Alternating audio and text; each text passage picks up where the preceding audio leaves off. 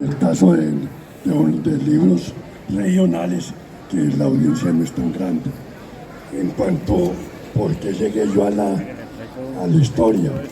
Pues porque los ingenieros manejamos lo que se llama causa raíz. En ingeniería se buscan las raíces de los problemas y en consecuencia se trabaja. Pues trabajando con causa raíz, la historia es eso.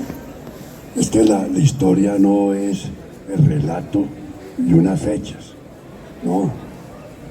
Hay que buscar por qué somos así, para dónde vamos, cuáles son las razones de una comunidad para que sea de una manera y no de otra.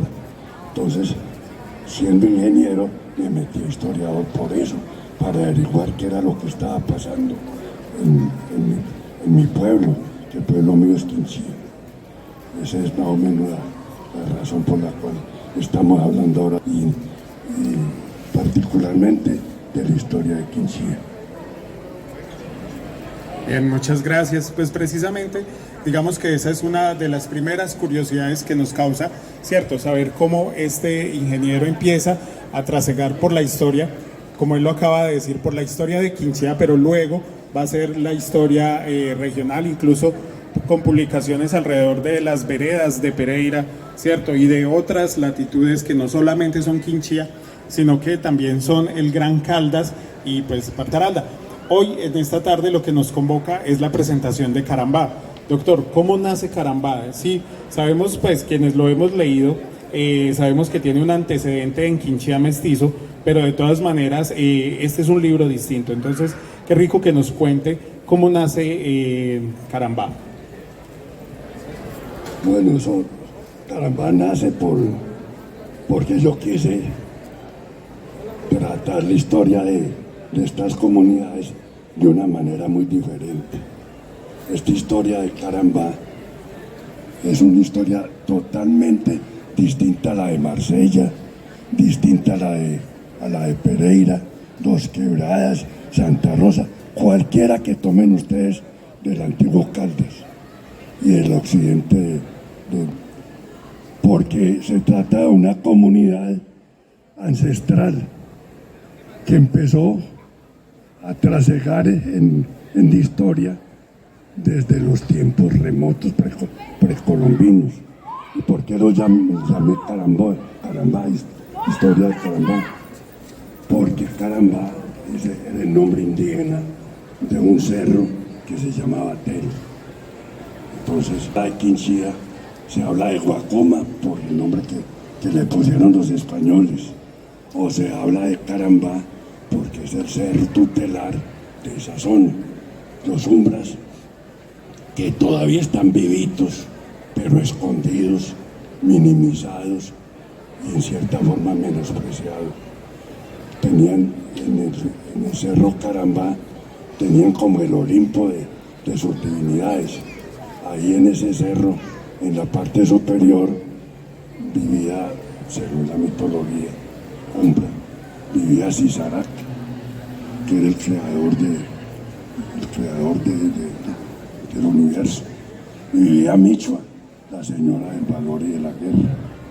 Entonces retomé esa historia, esas leyendas, para que la palabra Carambá, que ya los quinchieños la apropiaron, entonces se visibiliza y se tenga en cuenta en la historia de Quinchía.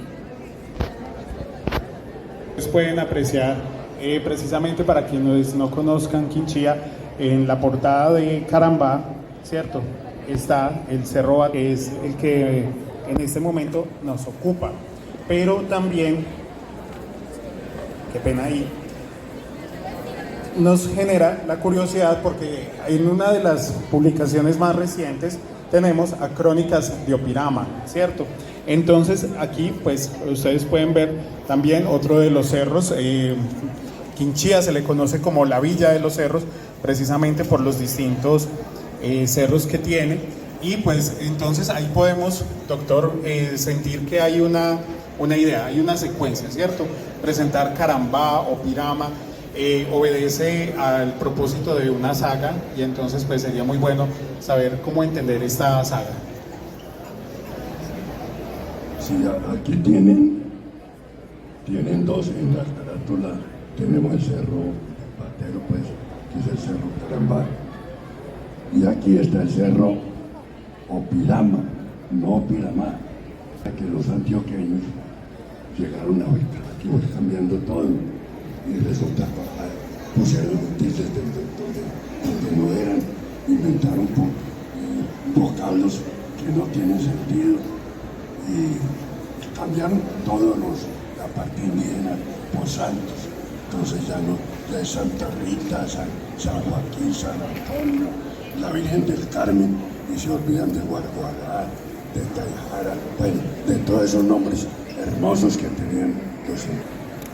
Cuando hablamos nosotros del cerro Carambá o Batero, pues hablamos de la morada de Cesaraca. Pero cuando hablamos del cerro Opirama, no Opirama, sino Opirama, estamos hablando de los tamaracas. Los tamaracas eran los demonios o los genios del mal. Cisaraca, uno de los trabajos de Cisaraca era mantener a raya a los tamaracas.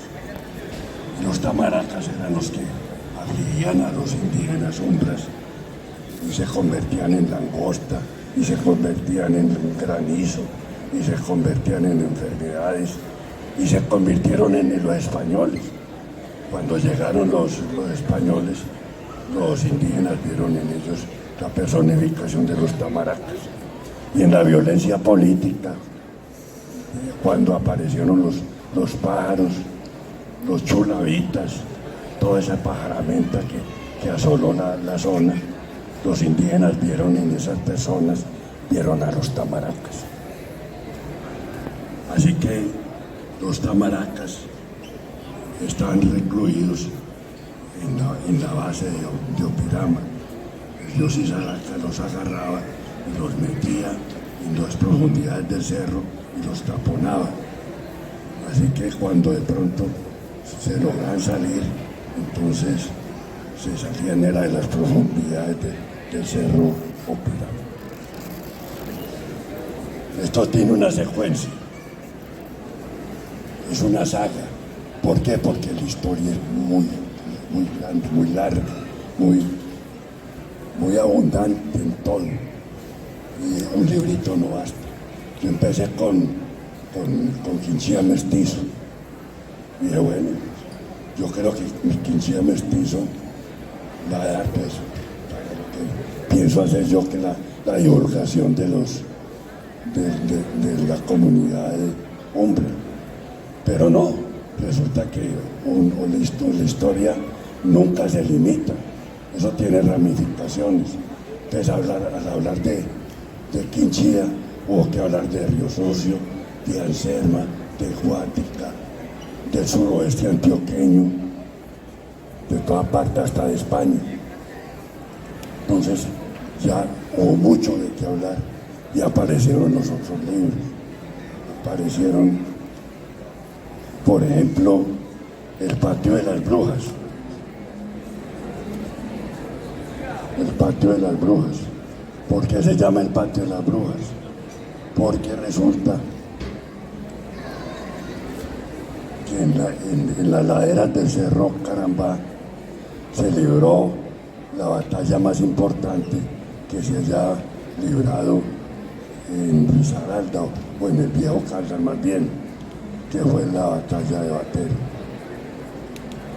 Y en esa parte había una zona que se llamaba el Patio de las Brujas.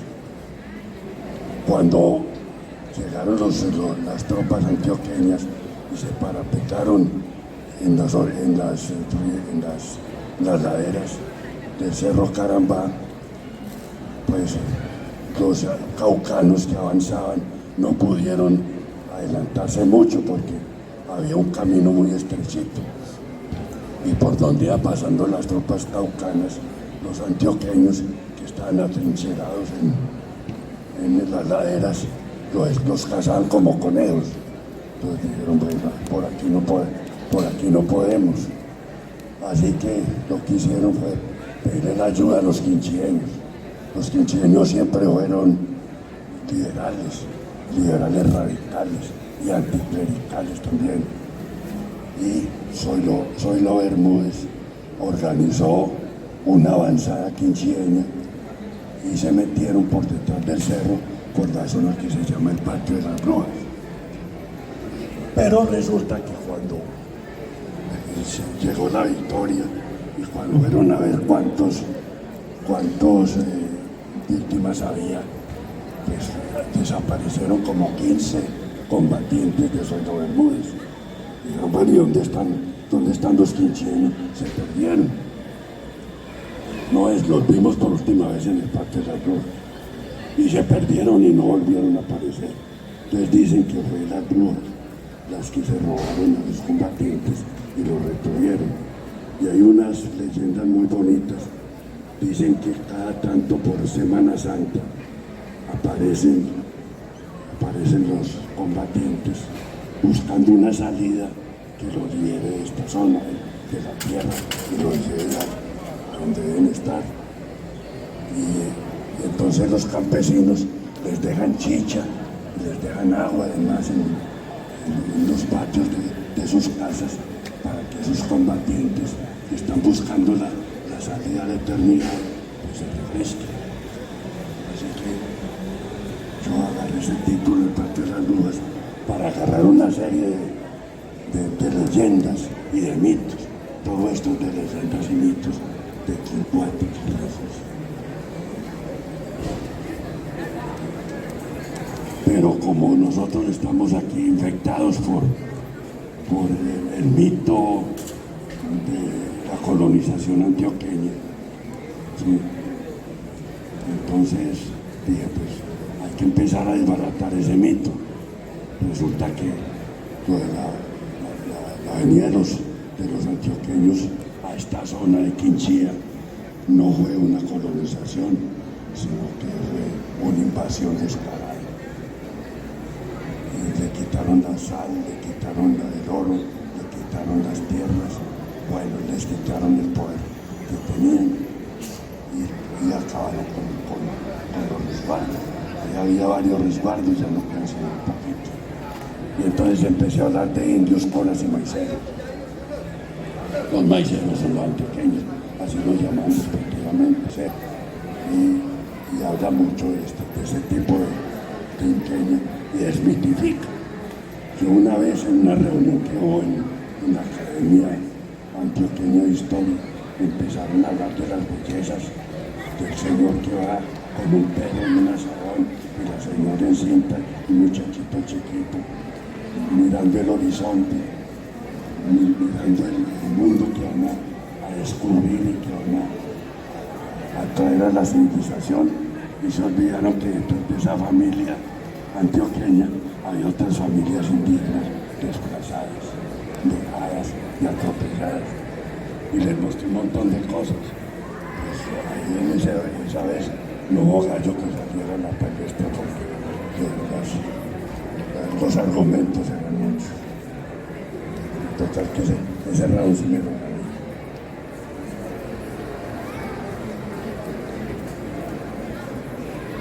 Bueno, aquí está lo que leí de Crónicas de Opegama. Y así van muchos libros. Está también la historia rural de Pereira.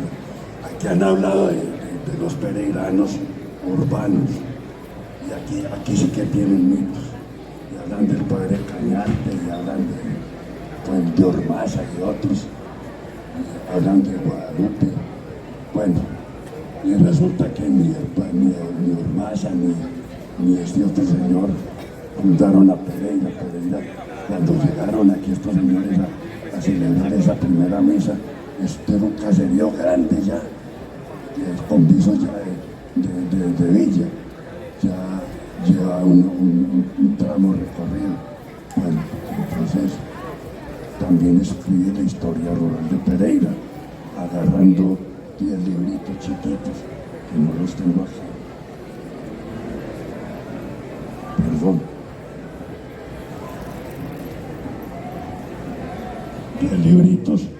descubren la historia rural de Pereira. Les hablo de los corregimientos y empiezo a hablar de la Pereira.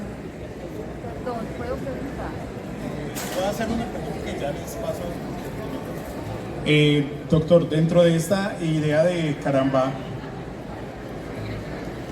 también hay unos personajes, ¿cierto?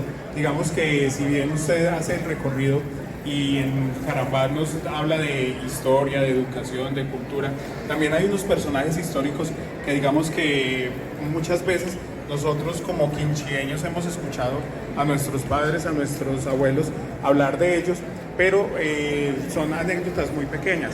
Usted reconstruye la memoria de esos personajes y pues sería bueno en este momento que usted nos pudiera contar, ¿cierto? Precisamente para invitar a la lectura a reconocer a estos personajes que están allí.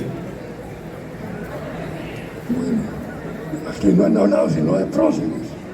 Todos los de acá hay prohombres, como los llamados Ojoangue, los prohombres. Pues en estos pueblitos hay muchos prohombres y muchos próximos, pero que no, nadie los miente. Cuando hablamos de Carambá, de la historia de Quinchía, hay que empezar a hablar de los nativos, de los ancestros. Y ahí viene entonces a la memoria, viene Ocusca. Ocusca fue el cacique que le hizo frente a Robledo. Y tiene miedo a Ocusca.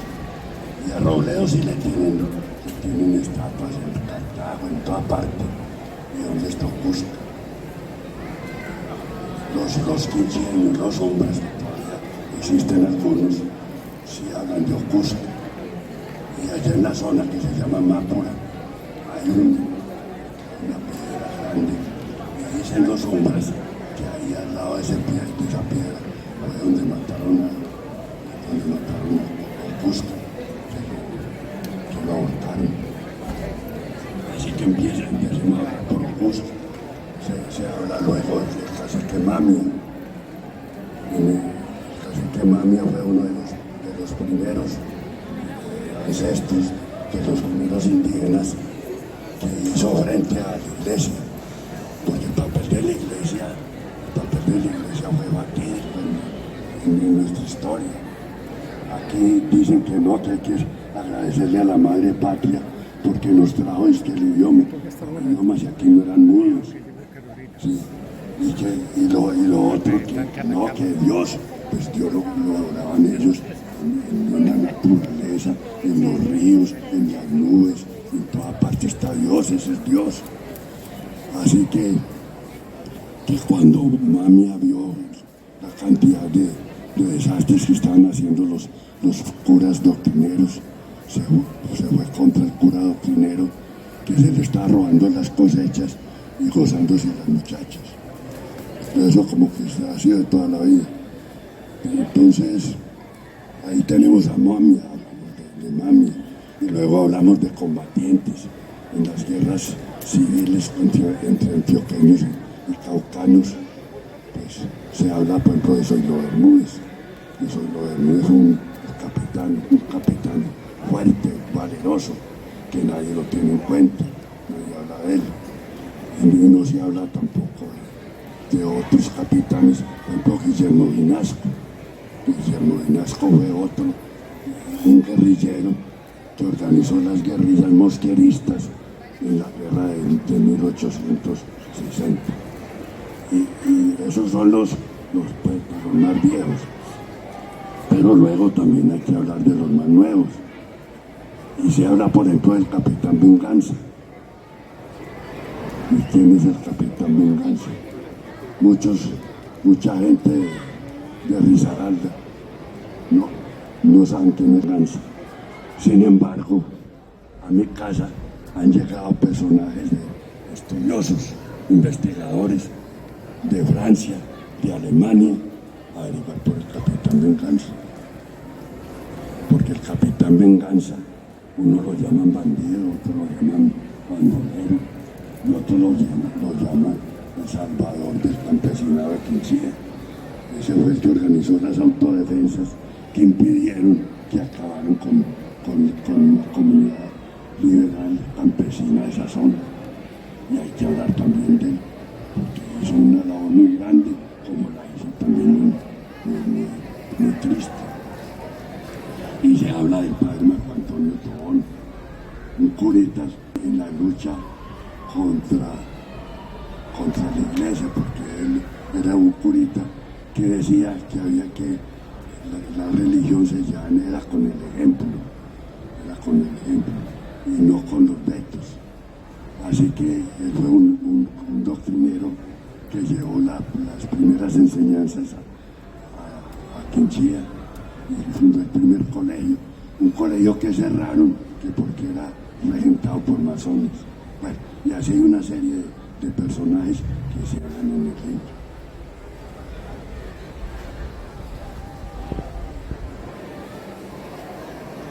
Muy buenas tardes.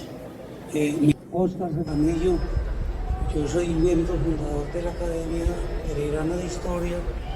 Entonces vengo a traerles un resumen sobre la presentación del libro de Alfredo Carambada, Historia de Quinchía. No había una persona más en describir la historia de Quinchía que Alfredo Cardona Tobón. Durante 25 años estuvo recolectando datos, siempre apoyado por su esposa Edith, que sin su asistencia quizás nunca hubiéramos visto la aparición de este libro.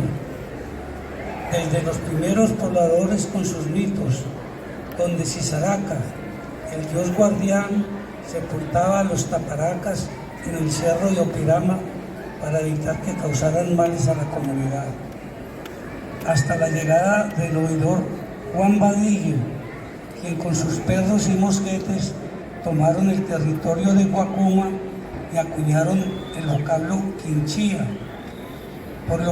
por los quinchos de Guadua, donde las calaveras ensaltadas en Guadua producían con el viento un sonido lúgubre que aterrorizaba a los invasores españoles, como lo cuenta Sardela.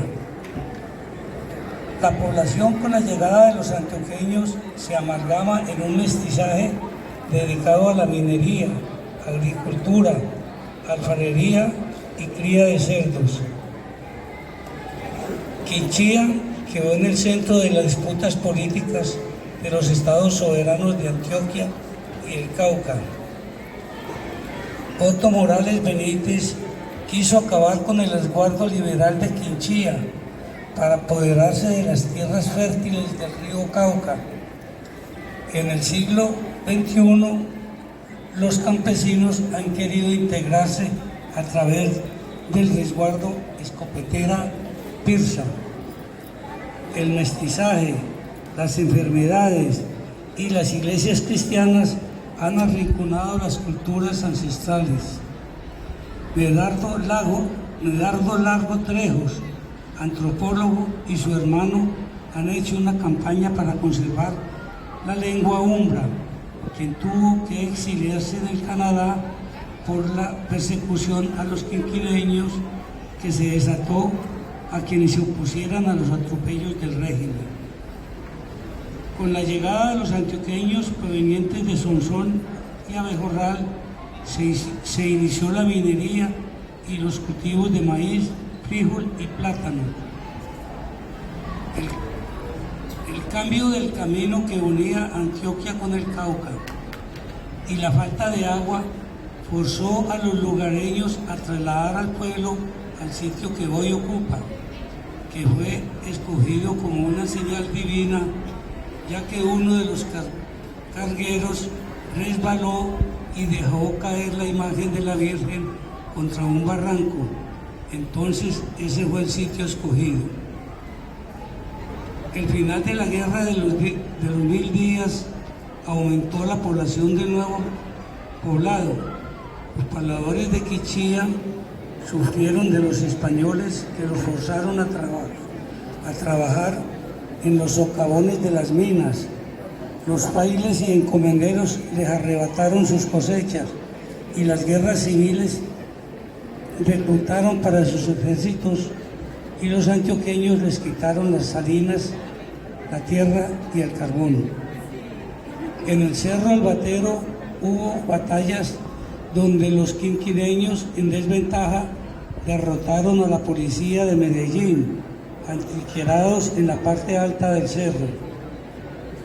Desde el final de 1000 días hasta la muerte de Gaitán hubo una paz temporal en Quinchía ante la llegada de los chuladitas y los pájaros del valle. Quinchía sufrió el error la noche en que incomunicaron al pueblo y dinamitaron los portones en una noche oscura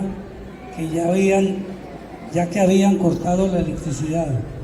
Ante esta barbarie se formaron las autodefensas campesinas. Aquí aparecen personajes como Pedro Brincos, la aviadora y el capitán Venganza Eduardo Trejos Ladino. Después de las violencias liberales y conservadoras, apareció el narcotráfico con sus extorsiones y violencia contra un pueblo que había sufrido todo tipo de violencia. La historia de Quinchía gira en función de la tierra. No hay grandes latifundios, pequeñas parcelas, sino para subsistir cogen café y subsisten de hierba. El gobierno impulsó la Asociación Nacional de Usuarios Campesinos, ANUC, en 1972.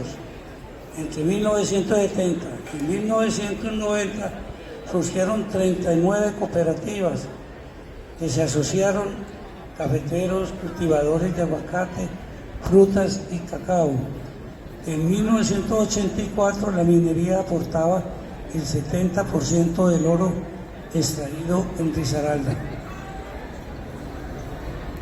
Quinchía es uno de los pueblos más ecológicos del departamento. Protege sus cerros tutelares, el Parque Nacional Cerro Gobia, por lo que en 1985 el gobierno departamental lo elogió como el municipio más bello del departamento.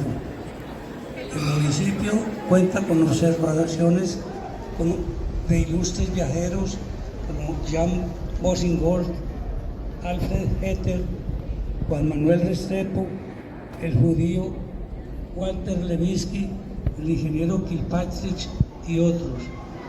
El talante de las mujeres de Quinchía fue el logro que este atormentado pueblo y sus penurias sobreviviera, mientras los hombres se alejaban de sus tierras o se metían al monte huyendo de esa violencia que se ensañó contra este pueblo liberal y radical.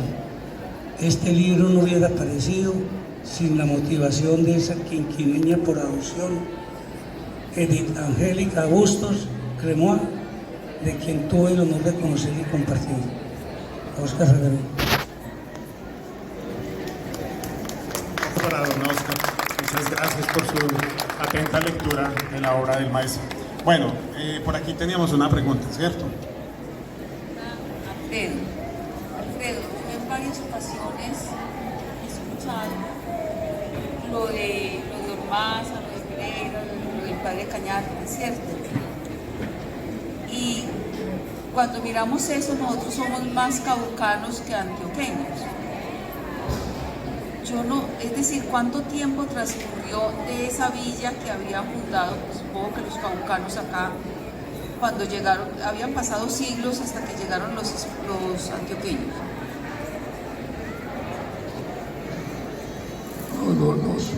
Los pereiranos son antioqueños y caucanos.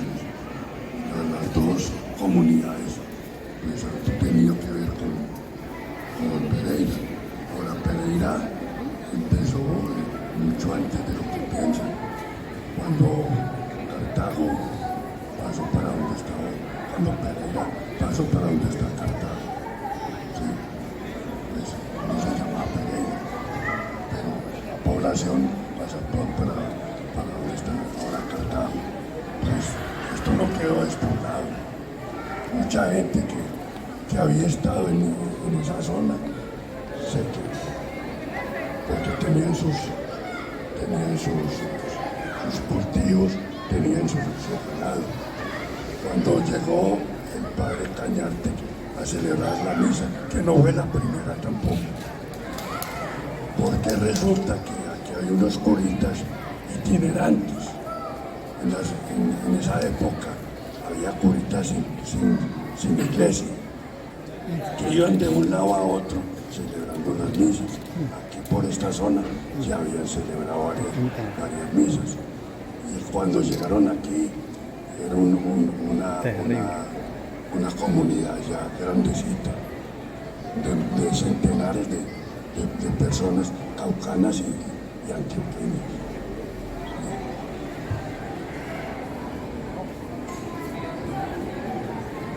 Yo quería preguntarle al profesor, la comunidad de Quinchía, ¿cómo se siente? ¿Qué tanto reconocimiento siente del gobierno departamental frente a los aportes de la historia que le dan al departamento como tal?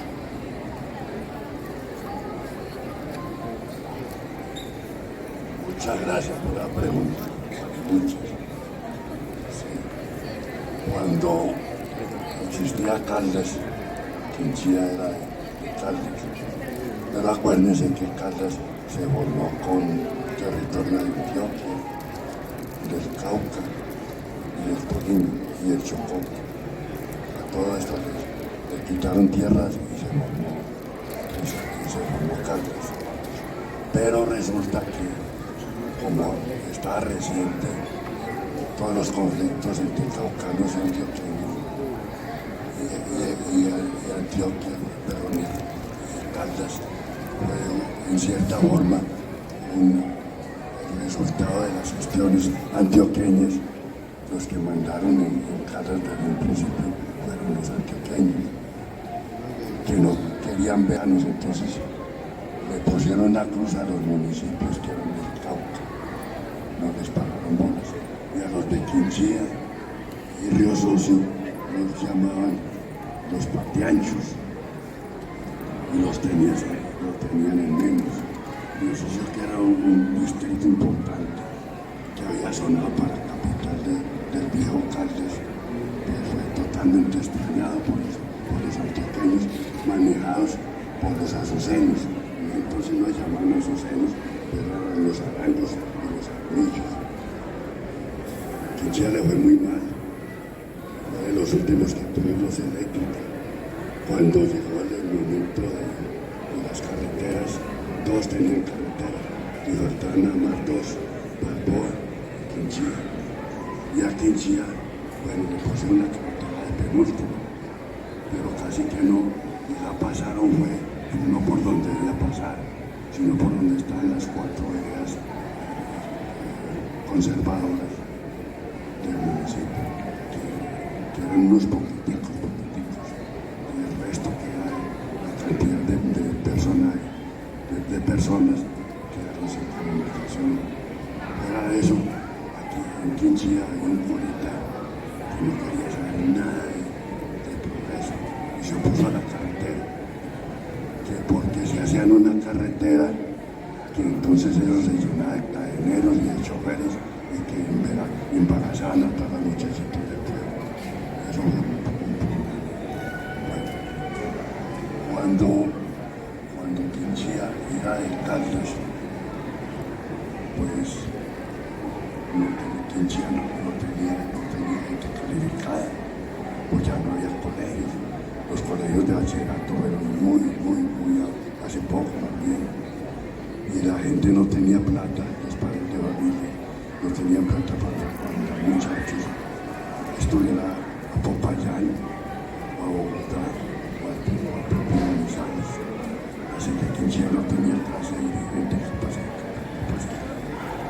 Entonces la clase dirigente de Quinchía la copaban eran los riosuceños. Entonces los alcaldes, los personeros riosuceños, todos la administración eran riosuceños. Así que Quinchía no figuraba para nada. Y los diputados también eran riosuceños. Y ahí estaba también Benítez, que llegó a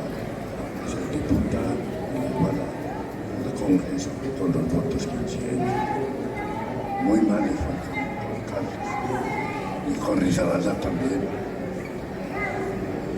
porque cuando se creó Risaralda, pues a todos los municipios les prometieron el oro, como siempre pasa. Y Quinchía le decían, vean, allá al frente está Manizales, ¿sí? Manizales queda al frente de Quinchía.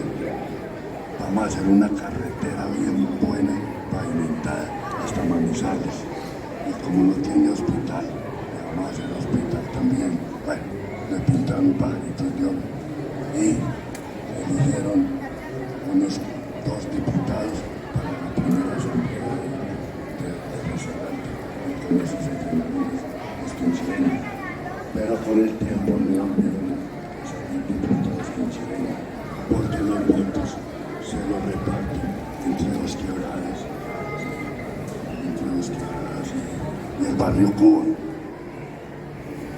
donde han oído hablar ustedes de un secretario de gobierno quinchileño. Y es que ya no es que no hay, porque hay muchos muchachos que estudiaban en Pereira, está calificado para eso.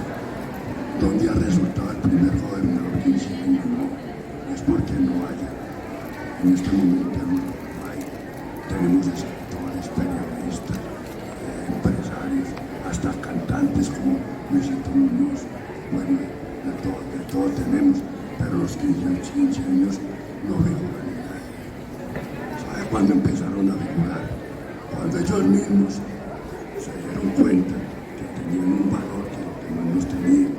Cuando se dieron cuenta que en Quinchía era donde estaba la sangre de Humboldt, los descendientes de los primitivos habitantes de la zona. Cuando se dieron cuenta que eran los que tenían leyendas, los que tenían que contar, cuando se dieron cuenta que tenían un campesinado que podrían ponerlo en marcha y ponerlo a funcionar como hizo el capitán Venganza con 4.000 hombres que puso en armas. Así que apenas ahora, pero no es por los peruanos, sino por los quinchileños, se están dando cuenta que pueden presionar. Hay que recordar también, vale la pena, que muchos de los artículos o de estas historias que Alfredo Cardona Tobón nos está contando están publicadas en las Artas y también en papel salmón de la patria de Manizales, ¿cierto? Todas estas crónicas ustedes pueden conocerlas. Si hay una cosa, por ejemplo, pues yo les cuento. Cuando estaba en grado octavo fue la primera vez que leí a Alfredo Cardona Tobón con Quinchía Mestiza. Y siendo un joven que de pronto no estaba muy acostumbrado a la lectura, el libro me atrapó, no solamente porque estaba contando de mi municipio, sino porque Alfredo tiene una particularidad para escribir. Ahí se nota toda la literatura que ha leído a lo largo de su vida y todo su trabajo con la palabra, porque es muy entretenido leerlo, pues es fácil, es cercano, ¿cierto? Y entonces, pues quiero también recordarles que su blog Historia y Región, www.historiayregion.blogspot.com, allí pueden encontrar muchas de las crónicas que él ha escrito, como lo hemos dicho antes, no solamente sobre Quinchía, ¿cierto?, sino sobre toda esta microrregión que va de Supía, Río Sucio, Anserma, ¿cierto?, que uno siente cuando lo vive que estas divisiones son más pues para otras cosas, menos para la vida, ¿sí? Porque pues, por ejemplo, a mí me dicen mucho el tema del patio de las brujas, porque mi colegio está ubicado precisamente con estudiantes de Miracampos, El Higo, Batero, y por ejemplo ahorita que el maestro decía que nos han cambiado los nombres de las veredas, por ejemplo, hay una vereda que antes se llamaba Sitoma y ahora se llama Bellavista, ¿cierto? Pero precisamente pues se pierde ese nombre indígena.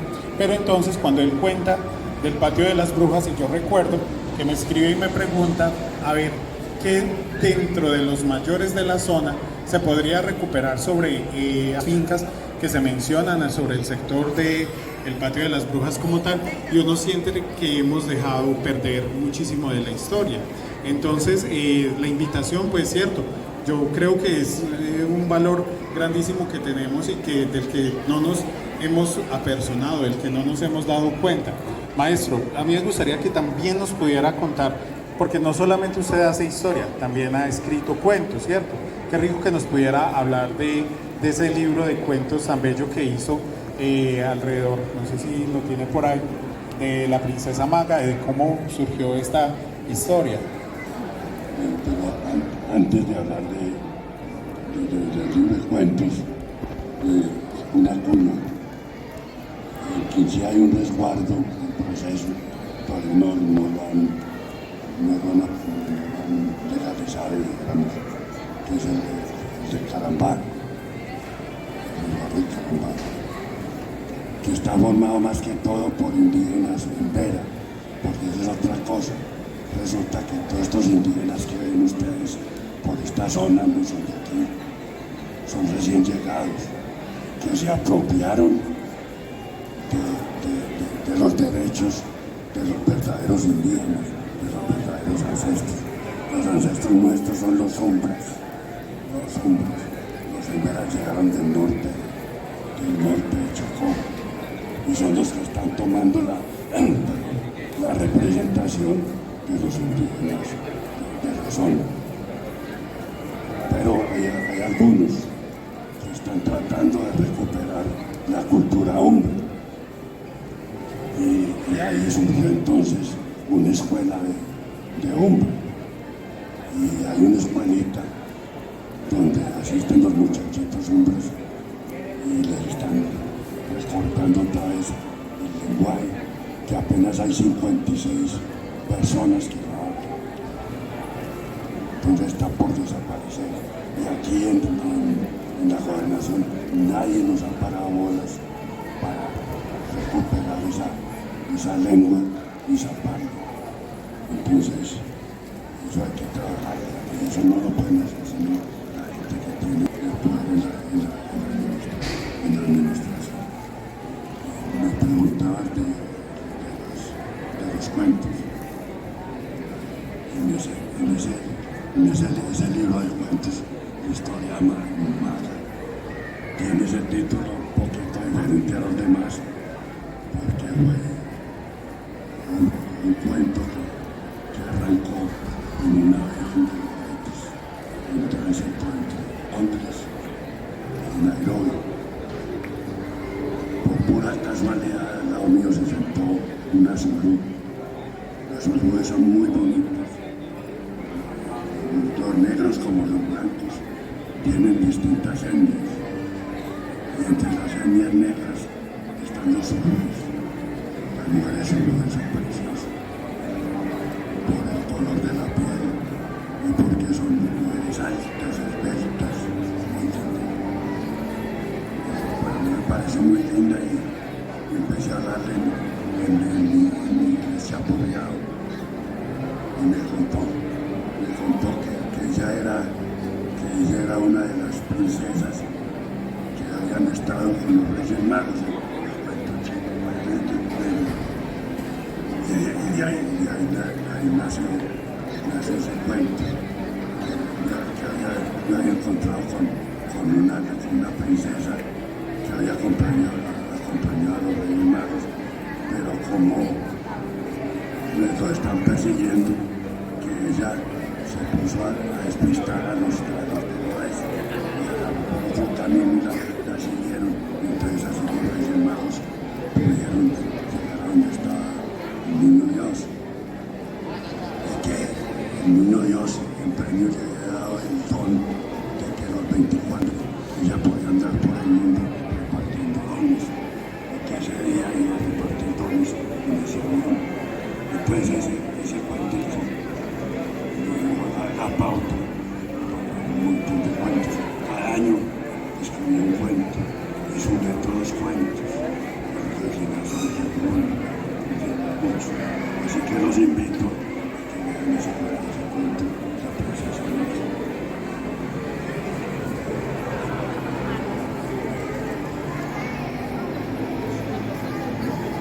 Bueno, no sé si en este momento alguien se ha animado para hacer una pregunta, si estoy de pronto desconociéndole a alguien. Maestro, Le digo maestro porque realmente es lo que nos inspira y ha dejado huella en todos los quinchilleños. Primero, agradecer por su gran aporte, porque es usted nuestro referente para todas las generaciones presentes y las venideras.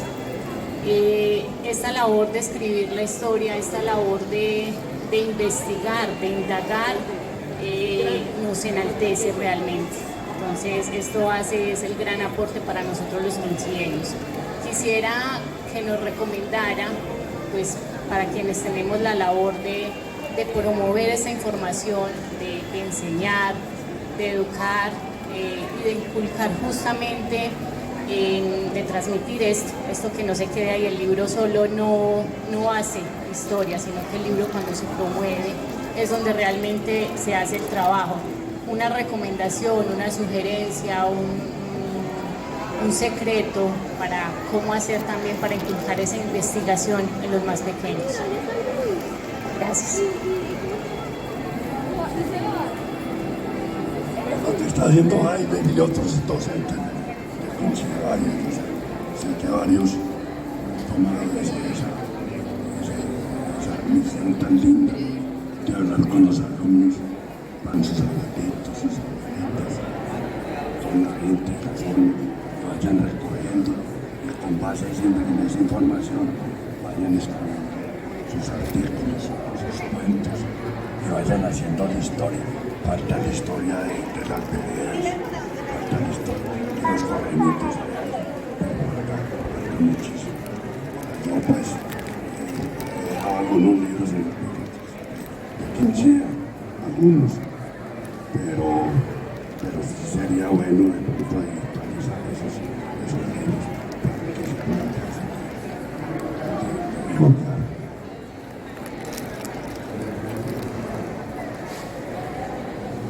Muchas gracias. ¿Alguien más quiere de pronto hacer una pregunta? Bueno, pues maestro, bien lo decía Diana, nosotros estamos muy orgullosos, estamos muy contentos de saber que un hombre con su inteligencia ha escrito nuestra historia y nos ha motivado para seguir escudriñando. Hace poco encontré la placa de la que usted hablaba, aquí donde se hace el reconocimiento de estos indígenas, y digamos que es muy chévere, es muy bonito, porque pues uno digamos que se puede parar en ella y no se da cuenta de dónde, ¿no es cierto? Gracias a su tarea, ¿cierto?, como investigador, de recopilar estos textos, de hacer archivo, que a veces no parece muy atractivo, que a veces no parece muy interesante, pues gracias a esa tarea, digamos que nosotros podemos ir y darnos cuenta de dónde, como lo decía ahorita, de dónde estamos parados, de quiénes han sido nuestros antecesores, ¿cierto? De pronto de desmitificar y de colocar, pero no es de desmitificar por decir que el otro no tenga razón, sino por precisamente hacer notar esas otras voces que también, digamos, que nos habitan y que nos hacen. Obviamente, reconocemos que tenemos una herencia antioqueña, pero ¿dónde está también pues la raíz indígena, ¿cierto? La raíz caucana, que también es necesario colocar sobre la mesa, colocar en diálogo con lo demás. Maestro, de verdad pues queremos agradecerle la dirección de esta tarde y claro. Siempre hay algo para agregar. Cuando se inauguró el parque en el barrio,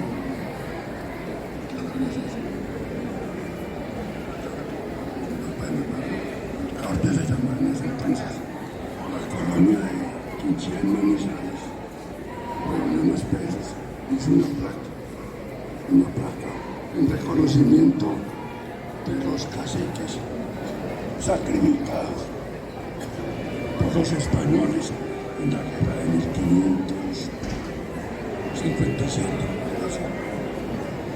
Y había una serie, ellos se habían unido con los panchos y se habían levantado contra los españoles y en general contra los cristianos. Hubo electores y entonces apresaron a los organizadores, a los gestores del levantamiento, y apresaron a Tupigama, a Itamara, en fin, como 20 caciques. Los encerraron en un rancho y los dejaron morir.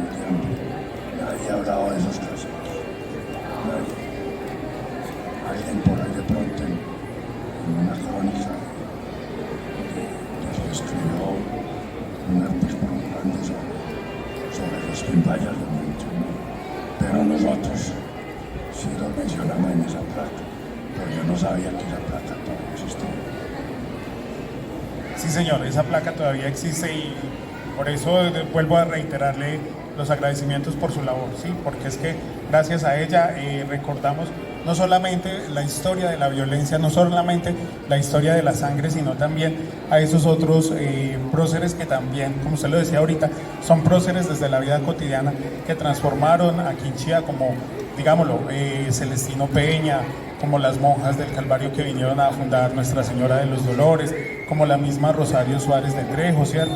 Que en paz descanse, una de nuestras poetisas y una mujer muy entregada a la educación. Entonces, de verdad que pues también agradecerles a ustedes por la compañía y les pido al maestro Alfredo Cardona. Muchas gracias.